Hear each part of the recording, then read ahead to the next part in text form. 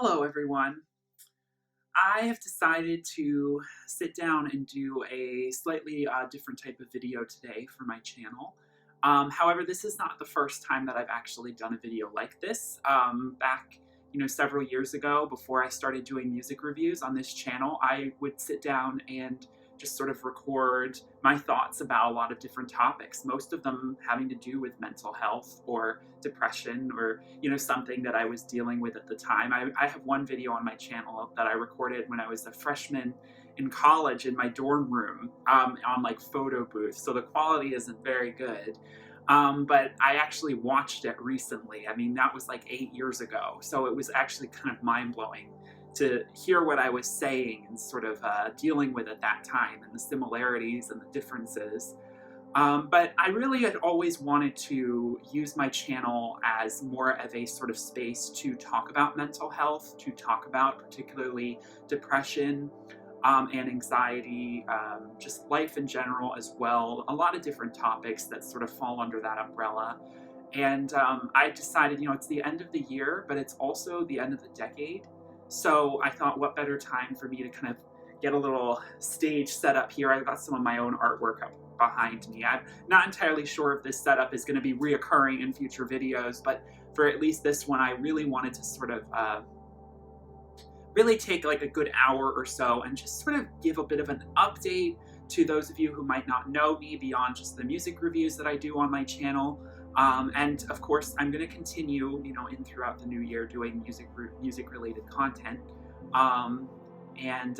I just want to also start introducing more sort of a wellness self-help video blogs like this to start really getting some of the things I just really feel like I need to share off my chest.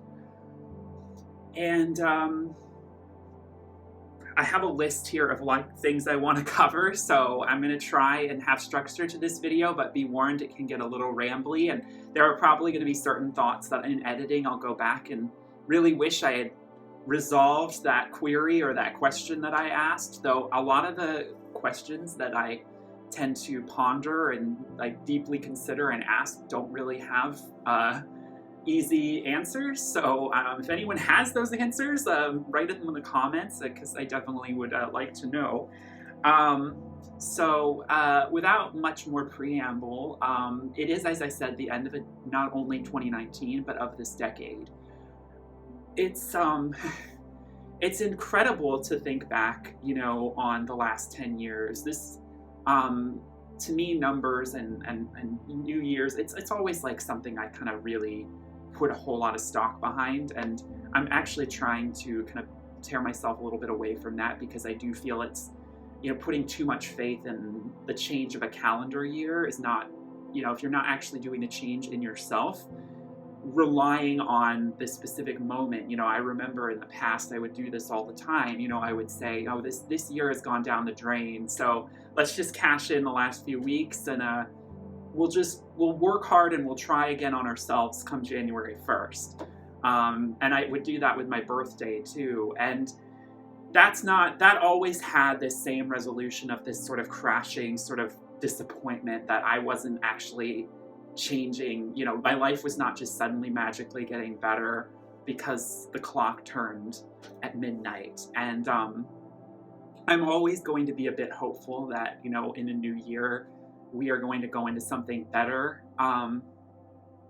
But this decade opening up before us, it's quite frightening to me. And I'm going to get into all of that and why I am, I'm going to talk about how I want to not be full of fear and how that's so important to vanquish and all of those things. But I also am just going to be brutally honest about like lots of the different sort of emotions that I've been dealing with in the last several years and throughout this decade.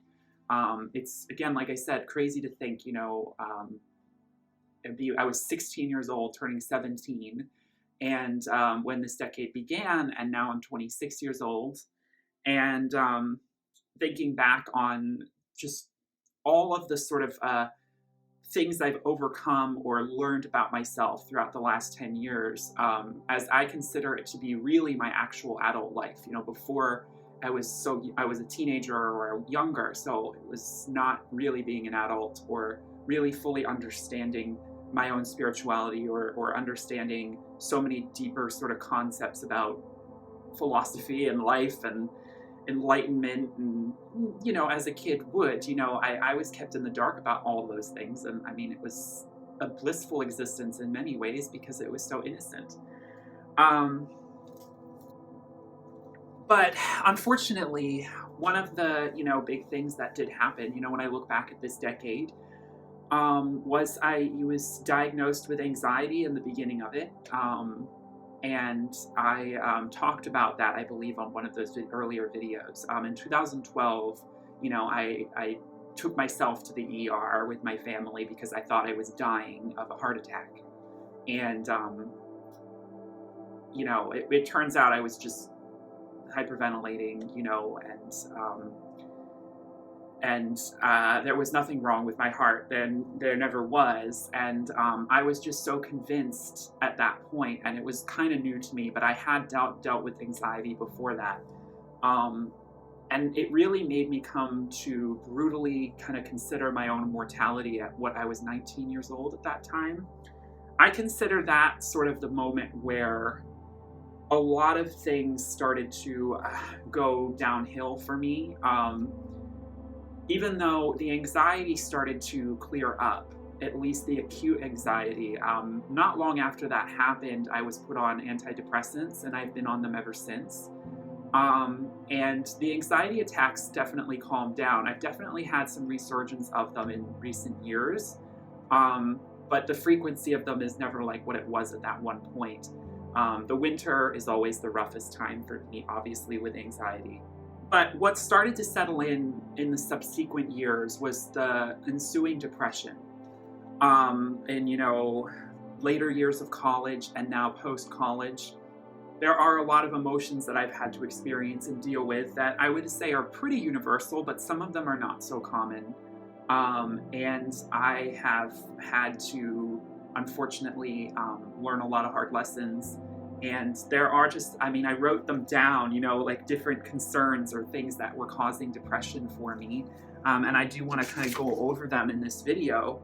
But just to summarize, things that were really sort of, that are really, when I look at where I am now, things that really sort of escalated for me. A loss of faith and a sense of spirituality. Loss of childhood innocence and nostalgia, fear of death and dying, loneliness, jealousy, sexual frustration, social media, urbanization, politics, and of course career. So in this video, I want to briefly kind of touch on all of those subjects, and then I do hope to, in subsequent videos, dive more into a specific topic. For instance, sexuality. There's a lot I want to talk about with that, relating to my own personal story with that. As you probably are aware, I am a gay man, and I never, never really worried too much about being accepted, or I never had, serious trauma related to coming out.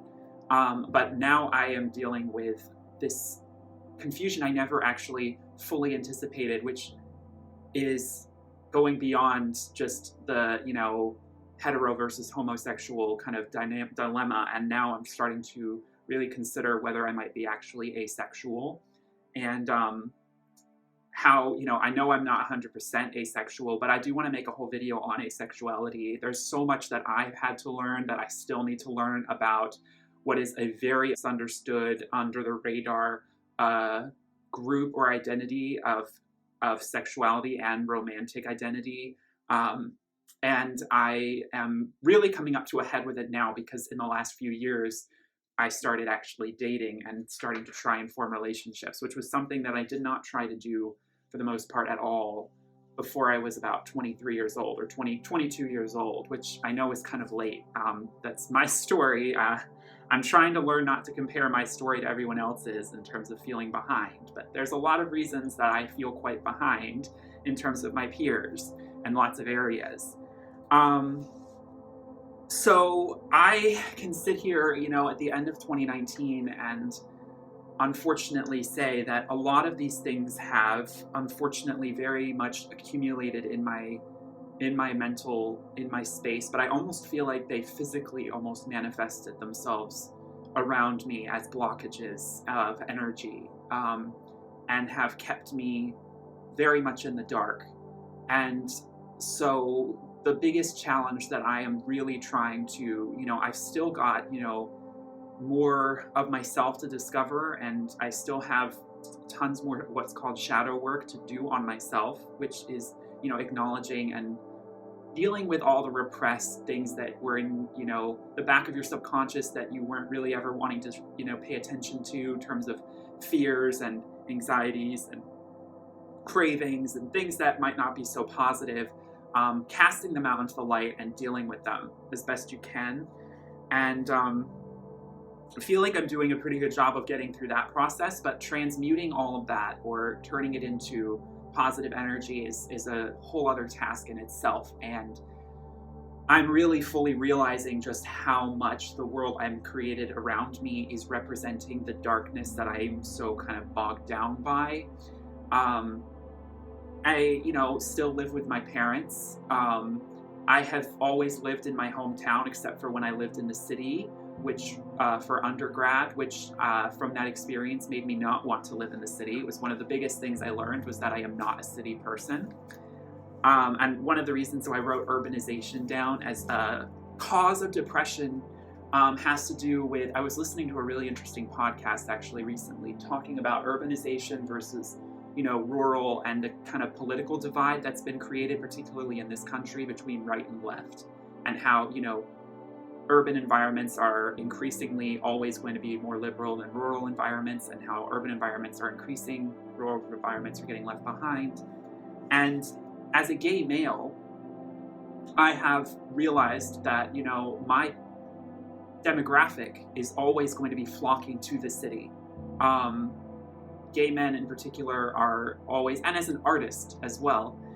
So all of these factors are making it seem that I should be living in an urban environment. And I know that just there's something about living in a city that does not jive well with me unless I can have a lot of other sort of boxes checked.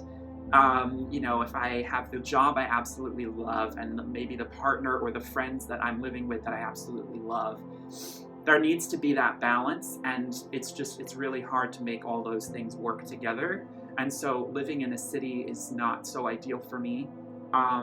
If I were to live in a city, though, I would probably prefer to live in like a European city, for example, like Stockholm or Paris, or Berlin.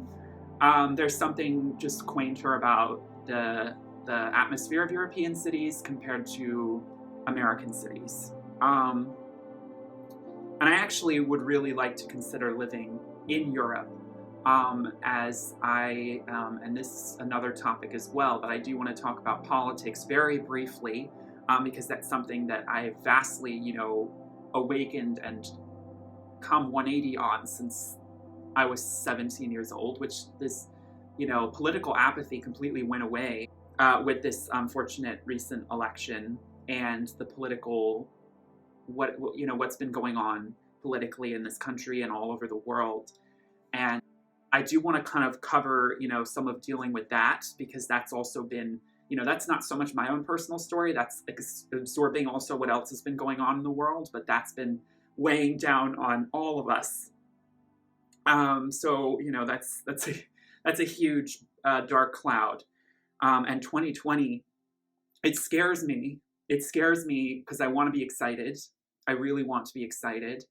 But so much, in fact, more than I think has ever been in at least the last 50 or 60 years of the United States history, so much is riding on this next year in terms of this election and what happens. And I have to seriously start thinking contingency-wise about what and how I will have to continue my mental health journey if what I absolutely fear happens does repeat itself next year. And I hate even saying it, because don't want to believe it's possible, but unfortunately, we had to learn the hard way that what we thought was too dark to be true actually did come to be true.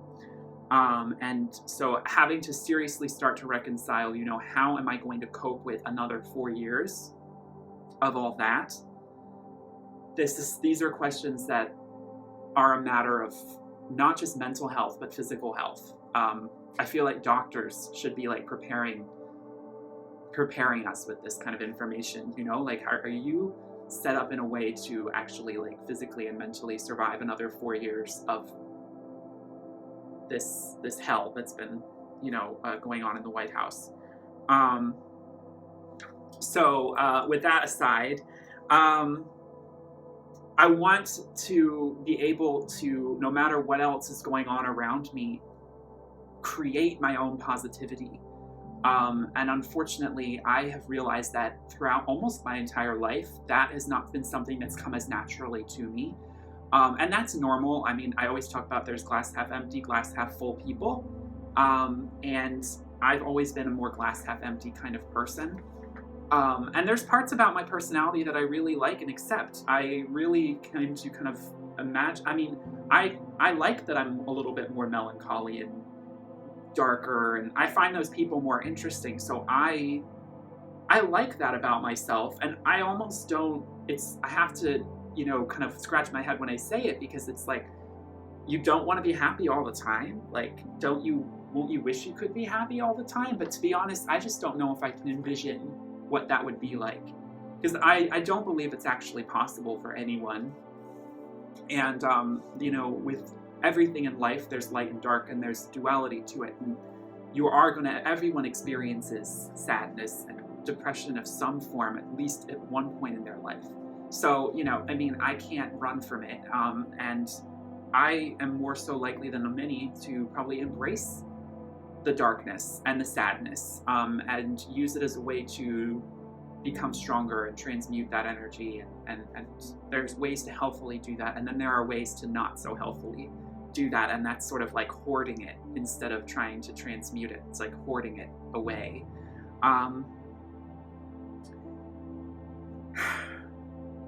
I'm going to come back to talking about, dealing with negative thoughts and how I'm trying to work through that. But I do want to, loss of faith, going back to, all of these things that I was talking about. I would say that I had a spiritual awakening at around 17 years old. I was brought up Christian, Protestant, and I still hold, some of the remnants of that, like I do believe in Jesus, and I do believe in, certain things from the Bible. But I also know that, and I knew this from younger than that, but it fully became clear to me that I do not subscribe to dogmatic religion. And I don't even really like the word religion, because of what it implies. So my spiritual discovery really blossomed at a specific point in my life where I felt like I had the luxury to sort of explore and research and learn about, fringe spiritual movements. And some of it I sort of shake my head at a little bit sometimes now, because I'm like, wow, I really almost did believe anything. But I don't want to fault myself for that. But unfortunately, after, the kind of reality of being a grown-up fully had to set in with me, I had to, as many would, I had to shift my focus away from, the 4D or 5D sort of higher consciousness sort of understanding of the world to the 3D, like, how am I going to get money? How am I going to pay the bills? How am I going to make a living? And so that unfortunately sucked away, for the most part, any of the faith that I had had. And combining that with this ever increasing terror and fear of death. I want to make a separate video as well talking about mortality and dealing with the weight of that concept. in your everyday life and how you can, I mean, and I'm still learning this. And this is something I'm almost scared to fully explore within me, because I do think that it's some of the absolute darkest kind of fear and shadow work that needs to be done, revolving around why I am so paralyzed by fear of death, to the point where it's not actually motivating me to live my life the way I should be living it. You know, a lot of people talk about you only live once, so seize the moment, and it actually kind of lights a fire under them. For me, it doesn't work that way. It actually makes me want to shut down and sleep more, which is kind of ironic considering I'm so afraid of sleeping forever. It's easier to kind of, because it's so aggressive, you know, this deep down, you know, no matter how I try and reassure myself, there is no reassuring myself that this isn't going to happen. That, you know, we're not always just inching slowly closer and closer to this inevitable endpoint that is the biggest unknown of our existence. And I'm very scared of the unknown. I understand why religion exists. You know, I understand how important it is. You know, atheists, complete atheists, really terrify me. And 2 of them are in my family. And I would love to more fully understand how they can cope with this sort of understanding of death as this final, you know, lights out moment for biology and for consciousness, because to me it just never made sense that consciousness didn't live on, that we are not all made of something that is just energy that's transmuted and transferred. And I still don't fully know what I believe. You know, do I believe in reincarnation? Do I believe in heaven and hell? It scares me to think about for, you know, so many reasons. And that's been an issue for me in terms of going back into spirituality. I feel like I have, unfortunately, created this distance where I do have to kind of confront death more if I want to fully accept a spiritual belief system. And I will always, I think, deep down in my heart of hearts, believe that life lives on after death, that we are in some form of reincarnation, consciousness, not these actual bodies that are just a manifestation chemically of our expression right now, and that there is so much more in, you know, higher levels of existence to what we are experiencing now. And, you know, all of the different religions interpret that differently, and I find pieces of all of them so interesting and fascinating. And then I find so many parts of them so problematic and dissonant, and so I really make sure to take that out of the equation for myself. But, you know, at the end of the day, it comes down to fear, you know, and since we don't know, and unfortunately I have to resign myself to the knowledge of we're never going to fully know while we're alive what it is to be dead or to not be alive any longer, what does come next, if anything. You have to have this trust in the universe that everything happens for a reason, and you have to really trust the positive forces that are trying to open themselves up to you. And so this comes back to, you know, the thought patterns and negative thought patterns and things like this. You know, when it comes to all of the issues that I or anyone whose depression is probably struggling with, or depressive episodes, you know, you're constantly barraged by negative thoughts. You know, it's interesting.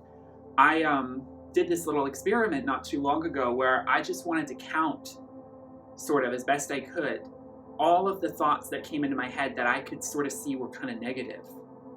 Like just going into a store and just like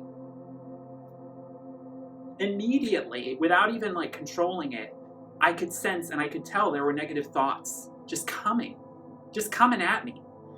And, you know, it just was so telling when I wake up in the morning, it's like the most crucial time to do positive affirmations, positive thinking. And it's something that I have been woefully neglected upon to do. And I really think it's one of the key missing pieces of the puzzle for me in terms of, the mornings are one of the hardest points for me in terms of getting up. I oversleep. That's a symptom of my depression. Some people don't sleep at all, others oversleep. And the fatigue that, comes with, the confusion, the elevated levels of certain bad chemicals and the depressed serotonin, like these things all cause me to just not see any point in anything. And so why not just sleep? And so one of the most crucial and important times for me to really get things going in the right path is that first thing in the morning. And I do need to work on my sleeping patterns. And that's something that, of course, with a change of lifestyle and career could just naturally happen. But I would really like to be able to have a healthy sleeping schedule without necessarily needing that outside force forcing it into my life. That's what I would really like to see occur. But right now it's not been working. But I also know there's so many things that I have been procrastinating on working through in terms of, like I said, doing certain meditation practices, doing certain mindfulness and breathwork exercises, doing positive affirmations. There's so many resources out there. And I understand how I can get so overwhelmed by all of the information that is out there to try and help me, because it is just hard to know where to start. And so one of the things that I am going to be really, really working on is trying to get to the root of all these issues. Before it was like addressing symptoms, but I'm like, no, you're not going to stop oversleeping if you don't address some of these underlying kind of thought issues that you've got going on spiritually, and I really do believe they are blockages, they're distortions that you have fed for quite some time. And I'll talk about this in some of my next few segments here. There's a lot of baggage that I have accumulated from high school, I would say particularly. And that's going to come to talking about jealousy and loneliness and social media, which is the next sort of thing I want to talk about. But before I get to that, I do want to kind of just talk about, negative energy and sort of negative thought patterns, because I have sort of found that negativity is like this default thing. It's so much easier for someone, I think almost anyone, to gravitate towards seeing the negative side of something. Whereas, it depends on your habits of thought, but the positive side sometimes takes a little bit more work. And initially, at least in my case, it's always the first thing that comes. It's not the positive never comes first. Unless, in rare circumstances. And so what I am having to try and focus on is not feeding that negative bubble, not letting it get so large. But what I've also noticed is I have, unfortunately through experience, had to lower my expectations of reality. I'm a hyper idealist. And so, I often kind of think that one of the reasons why things felt like it went wrong for me was that I was given too much of an imaginative imagination. And so growing up, I had this idea of how the world should be or could be. And as I've grown older, I've had to confront and realize that the world is a lot darker and not quite as ideal as I would like, or as I believe it should be or once was, because I do spiritually believe that there's still always potential for us to return to how things once were. The way things are, even dying just doesn't feel actually quite natural to me in the way of the way I want to understand it. I refuse to believe that was actually done, from the beginning, like how things were. But I've learned to sort of straddle and try and keep an eye on the darkness, but mostly focus myself on the positive, which actually helps the negative bubble to not grow kind of so exponentially while I'm completely ignoring it. Because that's what I mean about shadow work being so important, is the longer you sort of leave the dark stuff to just sort of grow untended to and unmasked in the darkness, the worse and stronger it becomes. And so luckily, I feel like I did catch a lot of things before they got too monstrous, but there are certain negative feedback loops that I have found myself stuck in. And, unfortunately, like I said, one of the big ones is around fear of death. And this sort of feeling of being trapped in this body, because I know I can't escape it. I know I can't escape the inevitability of death, and also of my loved ones dying. It's not just me, that it's the whole process and concept of it. And I've never fully become desensitized to it. Violence, especially towards human beings, is really difficult for me to still stomach. I don't know how some people can watch these slasher films. If it's a fantasy, if there's some substance behind it, I can get behind sometimes having to put up with it. But I'm to this day, like, I don't want to hurt another living thing ever, even insects. Like, I'm trying to be really careful about not harming insects. Unfortunately, accidentally, we do all the time. But all living things, I really want to make it a very kind of concrete pillar and principle that I will never harm another living thing, but particularly kill another living thing, and that includes all animals. As far as plants go, unfortunately, I think that ship sailed. Not the best at taking care of plants. But I still want to strive to do better. Because I do believe in karma, and I've seen karma really work its wonders. Unfortunately, kind of more for the negative, I think, for me. There is a lot of negative karma that I do feel I deserved, that I've hoped I've worked through now, but unfortunately it still feels like I'm trapped in, from how I was as a teenager.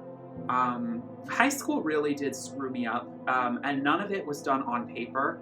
It was all behind the scenes. I can't even really blame a single person, because it was all my doing for the most part. Unfortunately, the way that I was sort of introduced to socialization, there wasn't really anything to sort of guide me in the right direction to do that properly. So I was left to fend for myself in that environment. And so I fell on my sort of jealous personality trait, which I've always joked about. If you were to create me in The Sims, there's always 3 true personality traits. You could not make Arthur DeVille without jealousy. It's one of the key components of my existence, and I have been really, really struggling with it more and more in the latter half of this decade for me. And that's going to tie into talking about sexual frustration, social media, and loneliness. So this is something I really did want to talk about. I talked about how I've started dating. Dating has really wrecked me in the last few years. I didn't start dating until I was 22, which is very late for most people, though for gay men, it's not quite so uncommon. I've never had an actual relationship that's lasted more than 2 weeks, and I wouldn't even call them a relationship if that was what it was. There are so many sexual experiences that I have not yet had, and so for that reason, I still kind of consider myself a virgin, even though I know I'm not on paper. Even with romance, I'm just not entirely sure if I've actually experienced true love, or if all I've experienced is infatuation and lust and extreme possessive jealousy. So unfortunately, one of the things that I know I now have really deeply, unfortunately, kind of, sort of like ironed into my psyche, is this inferiority complex, and this sort of tied in with masculinity. And again, when I make this video talking about asexuality, I want to go more into what I, my relationship to masculinity and male body image, and how that relates to my own sexual issues that I am running into, and my sense of self-worth and self-esteem. And unfortunately, what has happened is my idealism. I always, we'll talk about, I'm an aesthete, so I'm very aesthetically idealistic. I really, really am attracted to, and I know that, everyone is, but it's sometimes like, no, you don't understand. Like, I am extremely attracted to aesthetically pleasing things. And it doesn't matter what it is, but when it comes to people, it becomes an extreme issue. And the media is largely to blame for a lot of this, but at the same point, we're all subjected to it, and I feed it back. That's what's so gut-wrenching about this. And I don't feel as though I have any control to stop this process, because unfortunately, when it comes to your sexuality, you don't control that. So, it used to be, oh, I'm sort of feeling left out because I'm attracted to men. Oh, I wish I could change that. That's the sort of mindset that every, preteen, teenage boy goes through when they're struggling with their sexual identity, right? And then you go through the honeymoon phase where you're like, yeah, it's okay, I'm attracted to men. Like, that's cool. I'm seeing more and more same-sex relationships represented in media in multiple different forms. I'm loving it. But what I didn't see coming slowly, and it was always there, but growing larger and larger, was this actual difficulty when it comes to, no, it's not the fact that I'm attracted to men that is the problem, so to speak, but it's the type of men that I am attracted to. And the fact that that specific group of men is a subgroup that is extremely small compared to the vast majority of, well, in particular, I mean, we're talking about homosexual men, and bisexual men. They're the people I could actually have a relationship with. And, one of the things that I really hate about it in myself, I really don't like that I'm attracted to what I'm attracted to. And it's a real problem for me in finding a potential partner. I'm somewhat more on the feminine side, but I'm definitely not the most feminine. I know that I am wanting to allow myself to, like, over time, like, really feel out what's the best sort of blend of masculine and feminine is for me, because I know that I don't want to be 100% feminine, though I definitely lean in that direction. But there are certain things about, appearance and such that might be traditionally labeled masculine, that I like to still identify with. And so it made me realize that I do want to stay as a man in this life, because for a while I was considering being transgender. And boy, that was really hard that was a really hard thing to weigh, in my brain for a few years there. And I mean, that issue is still not 100% resolved, but as of right now, I can say that I want to continue living this life as a male. But that doesn't change the fact that the people I'm attracted to are very masculine, and very idealized. I am only interested sexually in men who fit an archetype of idealistic male beauty. And that you would think is kind of common for everyone, right? Well, especially when they're starting out, right? And like teenagers, we all have those initial lusts. We all want idealized things. But for me, it feels like it's gone beyond just something I feel like I could ever grow out of and start to sort of settle into lowering my standards. It actually has only escalated the more I have dated. My standards have just had to keep climbing. And again, a lot of this, it's good to have, I believe, high standards when it comes to personality. Personality at the end of the day, when we're talking about romance, is one of the most important factors in a relationship. And that type of person and who you want to live with, there needs to be a lot of resonance there. I do believe that opposites can attract, and that, I could be with a person who's very different than me. I actually would really like that in a lot of ways. But there needs to be certain common ground that we come back to that's really strong. Personality should ultimately be at the forefront, not physicality. But for me, it's not that way. I mean, personality is just as important when I'm considering someone, you know, to swipe right on Tinder, but it comes first down to looks. And then if the looks tick the box, then I consider personality. It's not the other way around. And I just know that unfortunately, as of right now, it cannot be any other way for me because I know my body and I know what I want. And that's I'm loath, I'm helpless to change it. And so, you know, you know, and I talk about this, weighing the negatives. You know, do I give up dating for a while? Because online dating has really taken its toll on me. For the gay community and for gay men, online dating, it's a really bad place. It's everything that's kind of the most toxic about a community that's all men, that's very competitive and very, like I said, something that I feed into that is very extrovert centered, very party centered, very drug centered, very sex centered. And as someone who would ideally like to sort of ease their way into sex, because there's a lot of, you know, concerns I have about my own abilities for intimacy because I have so many things I haven't tried yet.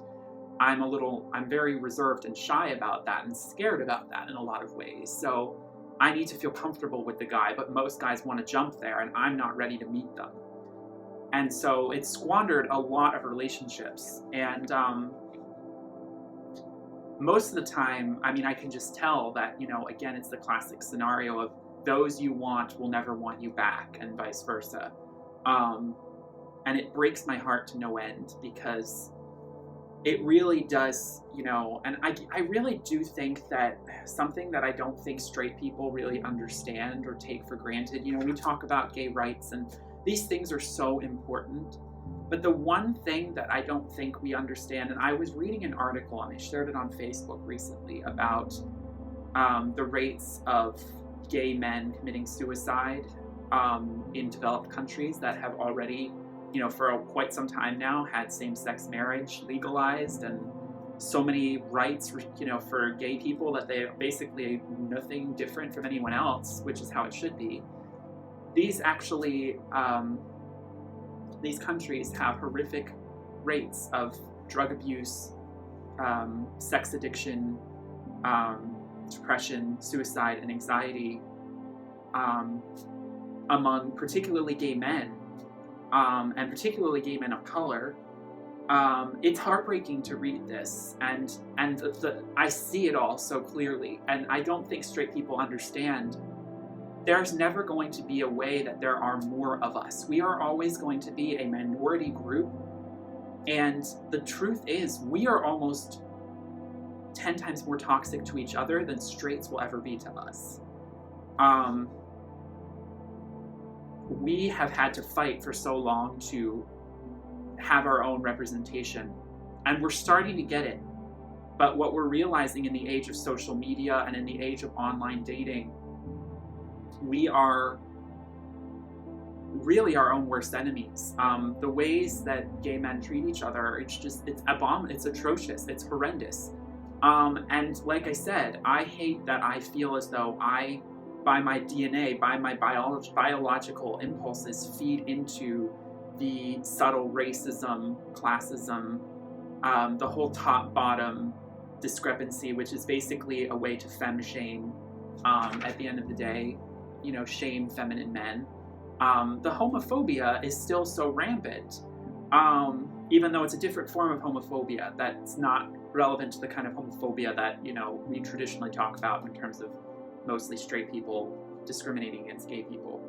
And I'm just talking about gay men, by the way, not talking about lesbians.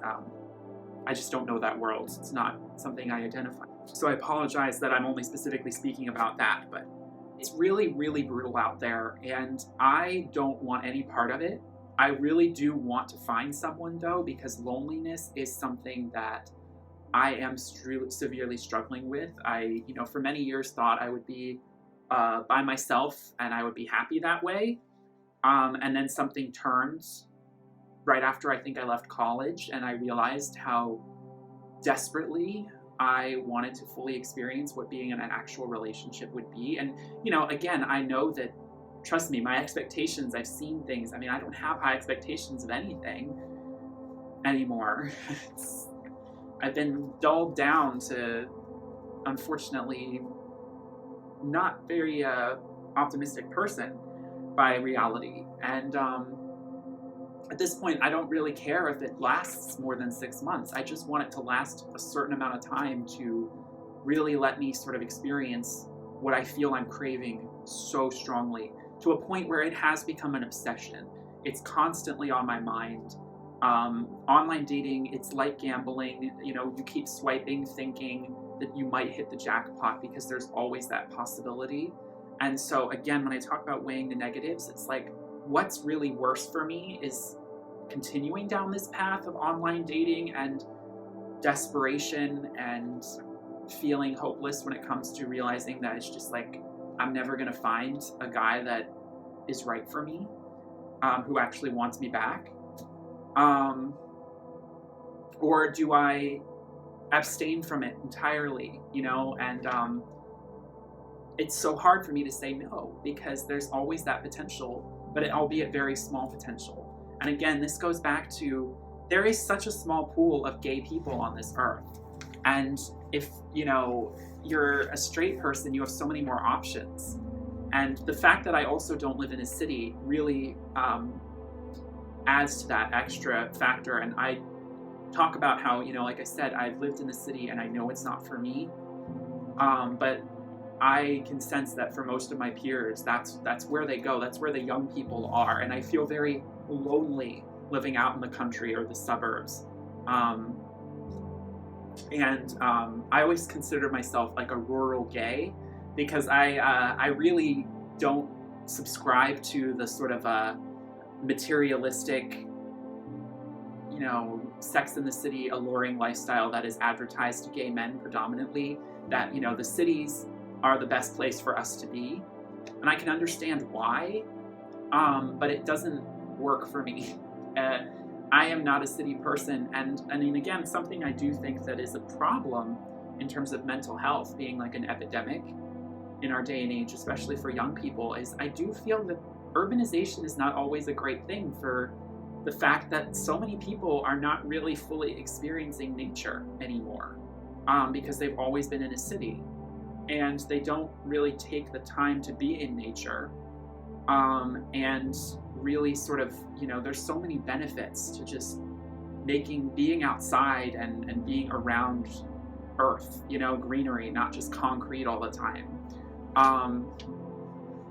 You know, and for children especially, it's the most important, you know, like spending more time outside and you know, getting their hands a little dirty. And I really believe in these things. It's good for your eyesight, and, you know, as a child as well, to spend a certain amount of time out in actual sunlight instead of just inside, where we're increasingly just on our phones all the time.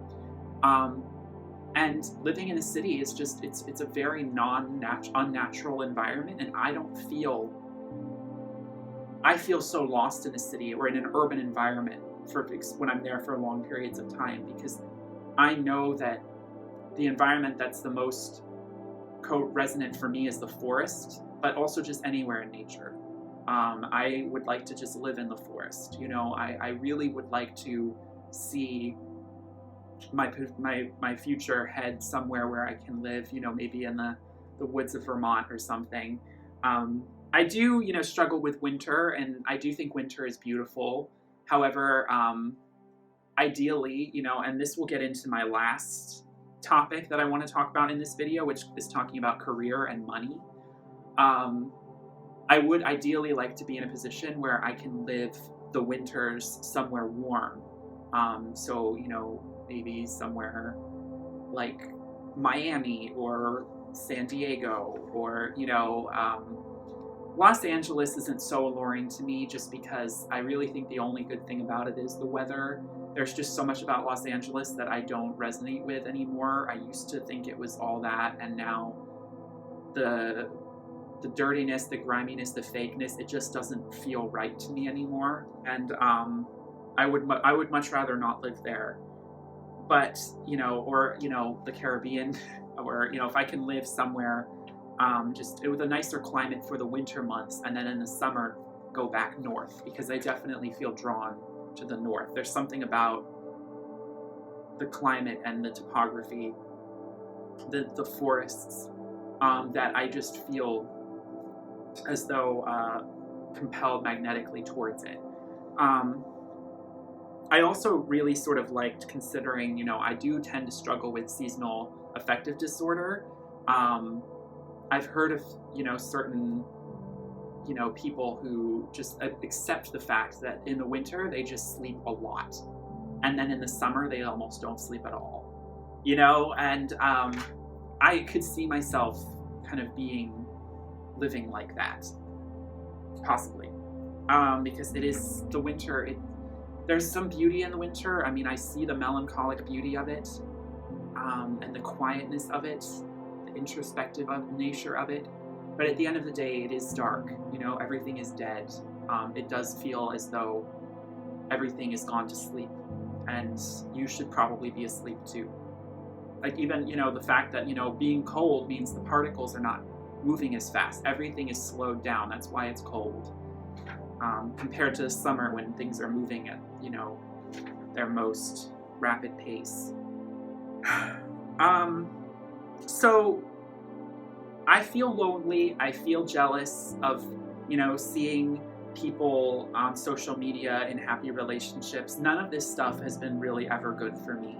And it's unfortunate. I can remember, and with social media, I'm really going to try and focus more on abstaining from, unfortunately, things. Particularly, it's really, Twitter, I know, is not really good for me. There's just nothing that Twitter is really going to offer me at this point. But Instagram is harder, because I really want to be one of those. I don't want to be one of those people who is expecting everyone to like their photos but doesn't actually ever use the app or actually like anyone else's stuff or even see it. And I really want to use it as a way to sort of, like I said, I use likes as like a hey, I see you. I respect and I like what you're doing. And I follow so many artists and so many things that I've been trying to inspire myself with. But I also have to keep in touch with people who I've known for a long time, and I don't want to lose touch with all these people, but it's hard because my circle has been consistently shrinking. And, I remember how one night not too long ago, I was already not in a good place. I could tell the night wasn't going too well, just in terms of my negative thoughts and things. And I happened to just go on Instagram, and the first thing that I see, a childhood friend of mine, not close to anymore, getting married. At my age, right? Yeah, it's starting to freak me out a little bit. It's hard. I don't want to feel those kinds of emotions. I don't want it to turn into bitterness and resentment. I have to, I like the photo. I have to show support. I want to show support. But it really, really hurt me that day. It really did. It just was pouring salt in a wound that was already open that night, and it was not something I needed to see. I think a lot of us we all, I think, can attest to that. I think that that's the double-edged sword of social media, is we can't always control what might be fed to us through that. And like I said, I don't want to have to hyper filter everything, because I do like kind of being able to see the diversity and all the different types of people. And I really, as an observer, because I'm definitely like an observer kind of introvert, I really like to observe and see, not necessarily participate, but observe all these different types of people interact. It's one of the reasons why, grade school was so fascinating to me. And it's actually a big reason why I wanted to become a teacher. And I'm going to talk about that as I close out this video. This video is going to be over an hour. Wow. But feeding your brain good things is something I cannot emphasize enough. And so I've had to be, and I'm slowly trying to learn to be very careful about, I do think online dating is probably the worst form of social media there is right now, but Instagram can be also just as bad. So I'm having to learn to balance out unfollowing things that don't serve me, that do not inspire me, that do not motivate me. And some of the things that I have to learn to unfollow, I don't want to. Because it's like a kid being told they can't eat that lollipop because it's going to give them cavities. They want that lollipop. You almost want it more knowing that it's forbidden. And I really have been struggling with certain elements of media and content that I know is so bad for me and I still consume. And I'm trying to wean myself off of it slowly, but I know it's not something that I can just do cold turkey because the withdrawal from that is just too intense. I don't feel like I'm strong enough to go through that right now. So I'm really trying to work on filtering out things that don't serve me in terms of what I consume. The news is another horrendous hitter, and I mean, this goes back to politics. Following the news is a guarantee for someone like me, gateway to depression and also to high blood pressure.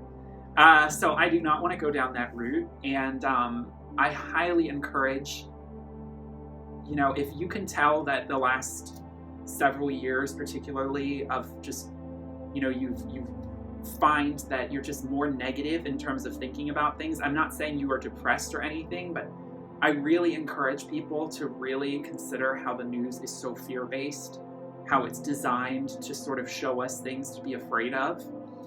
And I really don't believe that humans were meant to see all of the things the news shows us, because it desensitizes us to violence that happens overseas. It desensitizes us to all these atrocities, but it also just reinstills this negative energy that kind of ruins our day most of the time. And so, I have parents who gobble up the news, and it just, I don't know, it saddens me because I've gone to the point where I just frequency-wise cannot abide it most of the time.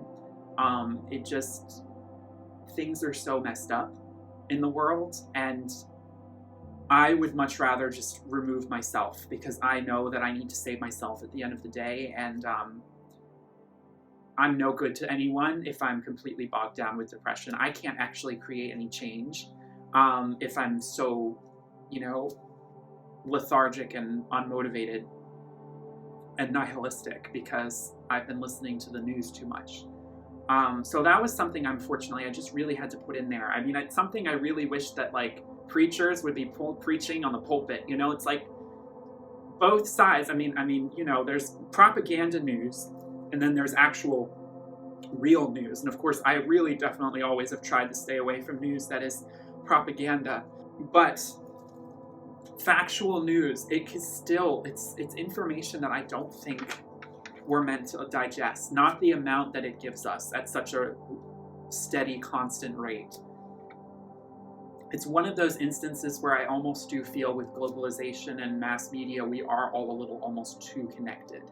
And it is important to be aware and knowledgeable about things. And it does depend on, what position you have in life. But if you can tell that you're sacrificing so much of your own happiness, and again, some people are better suited for this than others, you need to understand that the news could be a real cause of some of this and it needs to be taken out. All right, so I really want to talk about what's been going on with a career for me.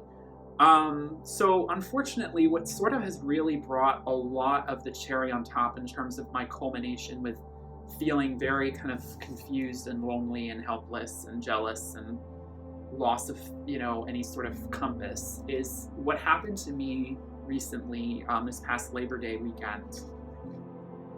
As for many who may not know or do, I was in a teaching program to be a public school art teacher to get certified, and it was like a postgraduate program, and I spent a year in classes for that, and I felt like during that time, I had doubts, but I felt like I was heading towards something. It felt amazing to sort of have a structure again in my life, a graduation, so to speak, and then a period when I'd be applying for jobs and then starting potentially a new job. And I felt like things were actually sort of for the first time in several years, things felt like they were actually falling into place a little bit. And I had always thought could be an art teacher because I already talked about how I have a love of observing different groups of people and observing how they interact with each other. And there's something sociologically fascinating about it to me. And I've loved school, particularly high school, because it felt like this intense, important period in everyone's life where I really felt like it was really important that I tried to go in that back again and try and help other kids who were like me. And so in the art classroom, you have a lot of kids coming through like I was, struggling with their sense of identity and self-expression, and creative avenues are often a real lifesaver for these kids. And I really could see myself being this, I really wanted to inspire kids and, challenge them and challenge myself creatively and teach art in predominantly what I said would be a high school setting. Although throughout the program, I started to accept that I might have to teach lower levels. But without making too long of a story, my first day of student teaching, I was in a middle school. It was kind of far away. And middle school was already not looking good for me because, like I said, I don't think middle school is what I'm cut out for. The discipline, the fact that everyone takes your class, but they're not as interested in it as elementary kids would be. I did not like the mentor I was with, the teacher. We were just opposing styles. He was a nice guy, but I didn't feel as though I could talk to him about what I was really feeling because our personalities were so different. And at the end of the day, one of the most depressing things about it was the fact that, I just knew that I wasn't in the right place. I already felt like I was not in the right environment being in a school like that, wearing a suit and tie, being this authoritarian figure. That's not the kind of teacher I want to be, and that's not the kind of energy I want to be around. And I was going to end up spending possibly 5 to 6 months with that teacher, and I couldn't see that working out. So I had to drop out of the program, which has left me for the last few months completely confused as to whether I want to return. And so one of the big decisions that is coming to me facing the beginning of 2020 is whether I do want to return in the next fall and give this one more shot, albeit hopefully this time doing student teaching mostly at a high school level. But I don't know if I can control that completely because the way that the program is ran, you're kind of certified for all levels of K through 12. The needle keeps going back and forth. I still don't fully 100% know. Some days I'm thinking, I think I do want to go back. Other days, I'm not so sure. The more I kind of ponder this question, the more I just come back to this sort of feeling of frustration with the fact that I'm at 26 years old and I haven't found, my career yet, but I've worked on so many different things and I'm interested in possibly a lot of different avenues in the creative arts, like painting, YouTube, writing, photography. And I just wish that my work could be accurately compensated, fairly compensated monetarily for once. And, I've worked retail. I'm currently doing, gig economy, food deliveries with DoorDash, for example, currently, and very minimal pay, but it works for what I need right now because I need something that's flexible that I can work school around or work my own artwork or YouTube around and be able to not be completely bogged down by what I'm doing for money, even though I make almost nothing. And it really will just break your spirit after, so many years of just feeling stuck, because you just know that there are so many careers that are not suited for you.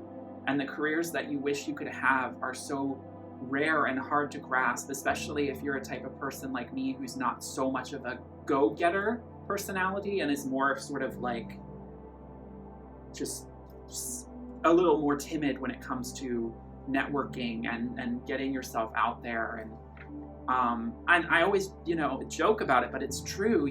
I really just want to be a housewife who paints.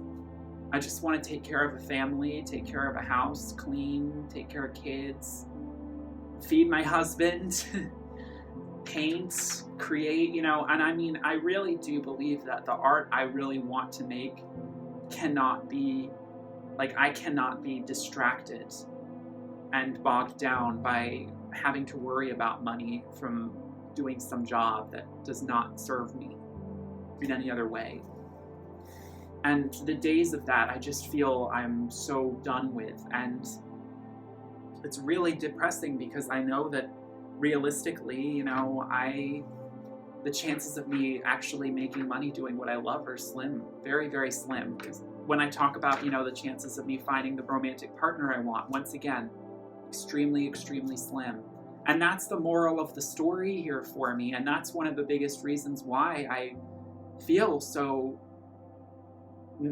I mean, why I just want to give up on so much, because there's just so little actual in my favor chances. It feels like there is so little that can actually possibly really work for me, and I have to constantly try and adapt to scenarios that just don't feel resonant with me, or places or people that don't resonate with me, and I'm over it. You know, it just makes me want to run away to the forest, and if I were brave enough, I would do it, you know, if I were spontaneous enough. But I also am someone who couldn't live in a shack. I can't just be a complete hipster and just live on the road, you know? I need my heating. I need my hot baths. I need my, like, basic things. I don't ask for much. It's one of the reasons why I'm such a socialist. And, you know, Andrew Yang, he's been doing actually not so bad on the polls. I really would love to see him go far. I am a huge supporter of universal basic income. I believe that everyone deserves $1,000 a month just because they're alive. I think it's a basic human right. And I don't really subscribe to this idea that because we exist, we are automatically kind of presumed to be a burden, and we have to prove ourselves to not be. I can see how historically that might have been a little bit more, you know, that would have made a little bit more sense. But I really would like to see a society, if we really want to truly modernize, you know, and live in a post-contemporary modern society, I would want to see a society where we are always trying to lift up the most vulnerable and those who are struggling to rise up out of poverty, and make sure that everyone has a roof over their heads and everyone has food and heating and water, clean water to drink, healthy food too. I need to talk about nutrition. So I just want to create art freely and fiercely. I want to dedicate myself more and more to this YouTube channel. I am so blown away by all the support that I have gotten from it over the last 2 years. It's not much, but what I do get is just absolutely breathtakingly beautiful. There's so much positivity. There's like never a negative comment. I'm just blown away. I know it won't stay like that possibly, but that's, you know, I mean, I'm so thankful for everyone who has considered the content that I create meaningful to them in some way. Because there's just so many days where I do just feel as though I know that I don't actually think I'm meaningless, but society has just constantly sort of been reinforcing that narrative. Now, before I do seriously wrap up this video, I do have a few thesis statement things I need to talk about. I need to talk about something called victim consciousness. I really struggle with this, and this is what I mean by like karmic patterns and negative feedback loops. It's not something I fully have been aware of until recently, but I have spent so much of my life, my adult life so far, kind of assuming my own identity as someone who is struggling, as someone who is oppressed, as someone who is depressed and anxious and less than, less than so-and-so, inferior in this way and that way. Very few things that I feel superior about or on par with.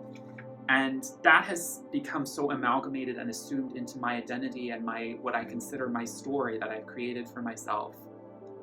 And I'm trying to become more aware of how I keep reinforcing that with this narrative, which is basically a really harmful narrative for your overall mental well-being when you constantly are placing yourself at odds with the rest of the world.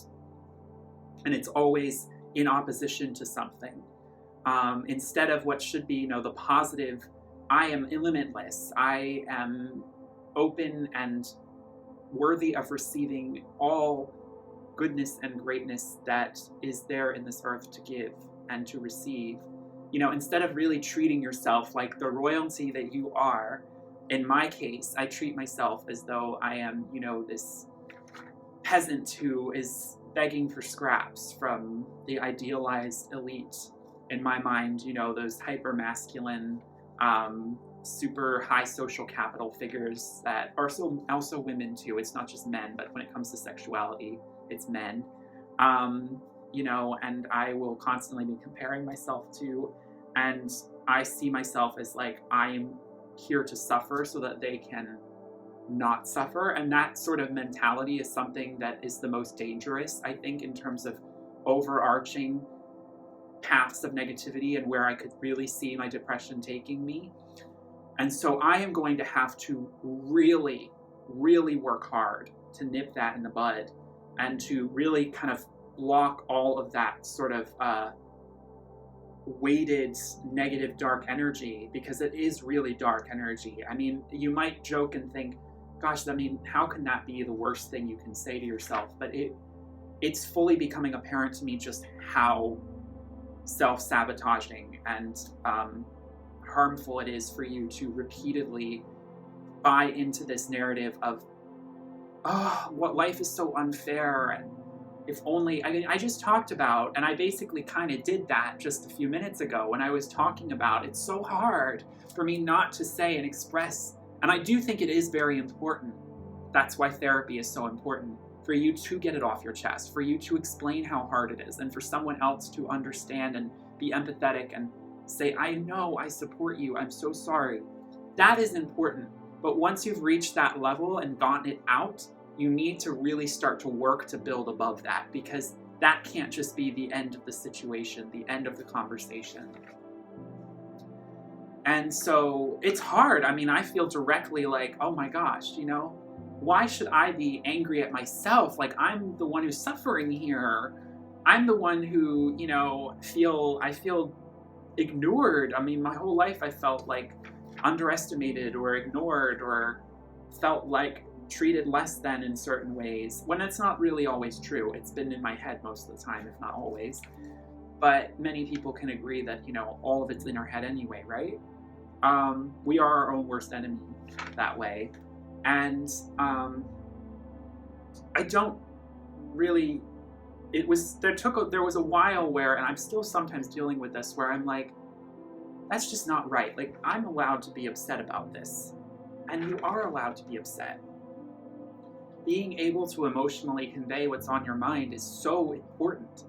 But there needs to be an understanding of what it is you're doing, and sometimes it takes an outside perspective to sort of like tell you, it's like, I keep hearing this same thing over and over again, and you're placing yourself as the victim. And so this is the biggest and hardest pill for me to have to swallow, I think, in terms of what I'm facing now. And really, I think it is one of the ultimate, the reason why I'm finally coming to it is because I've processed already I've gone through and sifted through a lot of dark stuff that, has accumulated from different experiences or from childhood or what have you. And that's been there for a long time. And now I'm being faced with this ultimate challenge, which is, so how are you going to actually change your actual identity in terms of thought pattern around all of this, and actually turn it into a proactive,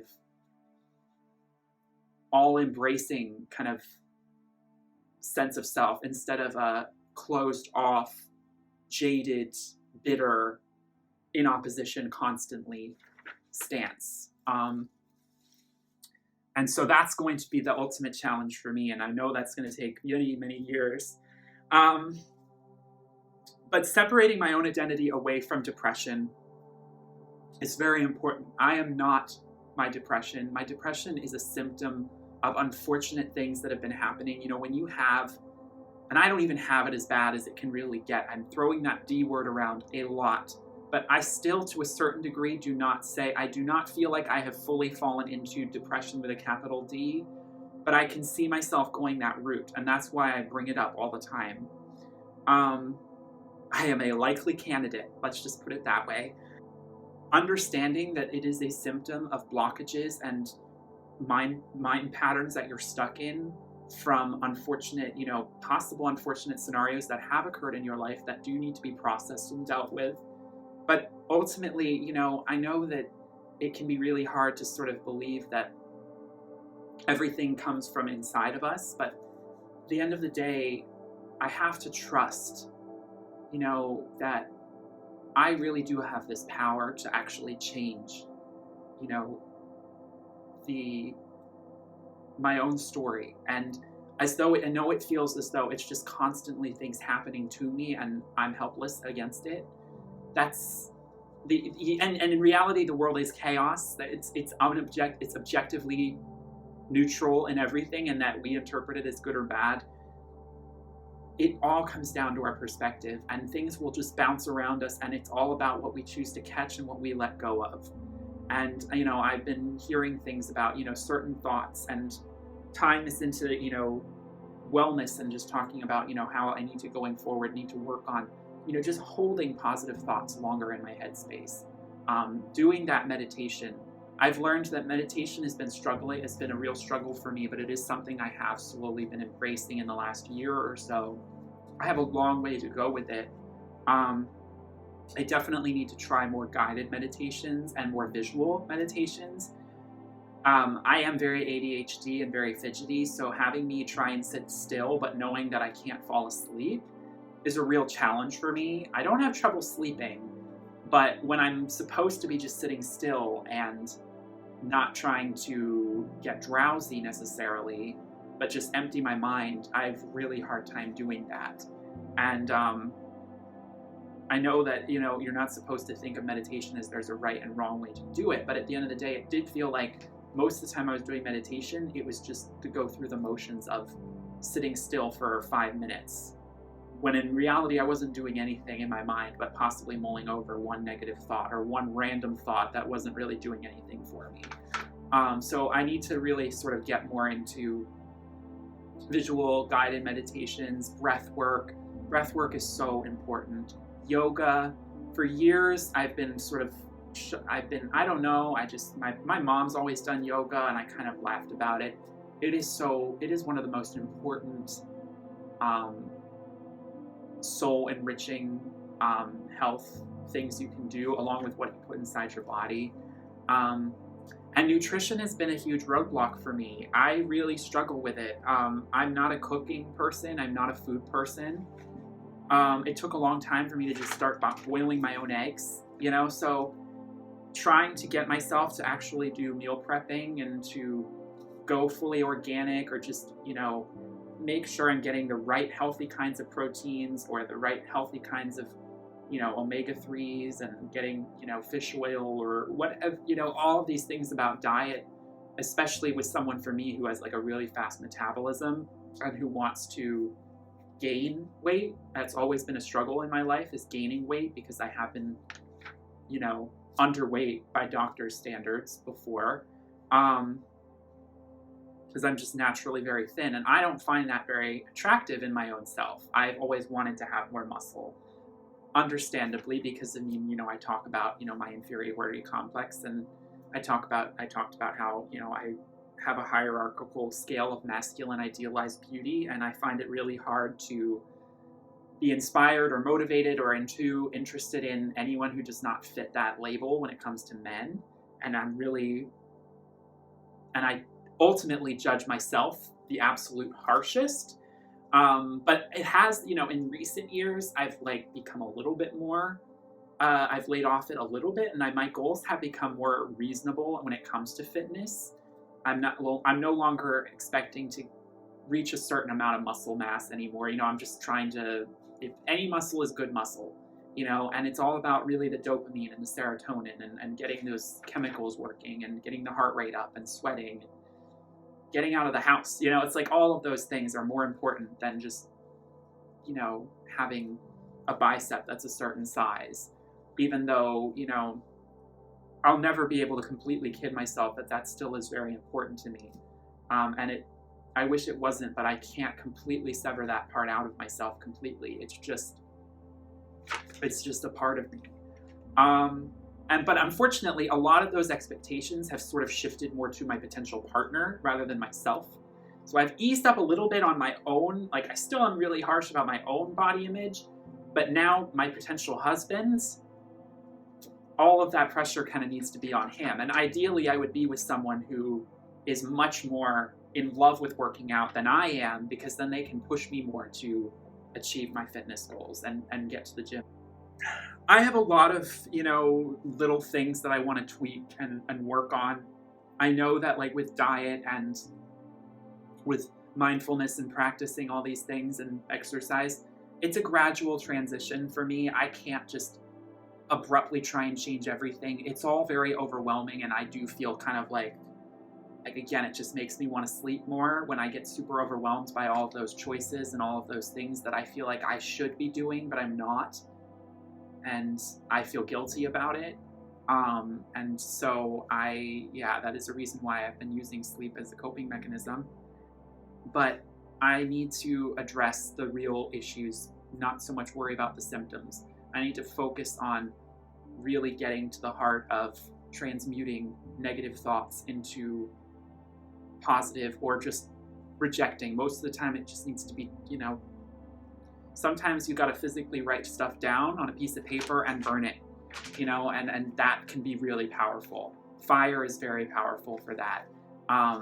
And so, again, I mean, spending more time in nature, going on more walks, really being in the present moment, really trying to understand how, you know, every single moment that we are gifted and blessed with on this earth is, you know, it's so easy to think and get stuck in this mind frame of what I'm going through right now. It's like everything about life, it's mundane, it's repetitive, it's dull, it's uninspiring, it's hard, it hurts. And I mean, yeah, it might be those things, but it's also so sacred. Every single moment we're given, and we can always really ultimately choose. We have that power to be in that moment fully and experience it for the magic that it is, or we can choose to, you know, constantly worry and allow fear to take over and not let the moment really, you know, show its true side to itself, to us. And again, I really just, I have a lot of, you know, work to do with all of that, with being in the moment and cherishing it. And I mean, I go back to the fear of dying. I have to keep reminding myself that the best thing that I can do for myself to combat that fear of dying is to make this life and everything in this moment that I'm, you know, experiencing at this very second, remember how blessed and cherished it is, and to not take it for granted. I really do believe that, you know, this life could be heaven. This earth could be heaven, you know, the landscapes, the nature. I mean, we talk about going to Mars, and it just breaks my heart because I am so in love with this planet and the amazing magic that it holds in terms of the nature and the animals and people and technology too. Technology is beautiful. I believe it is a form of nature that we have created, that we are translating, you know, and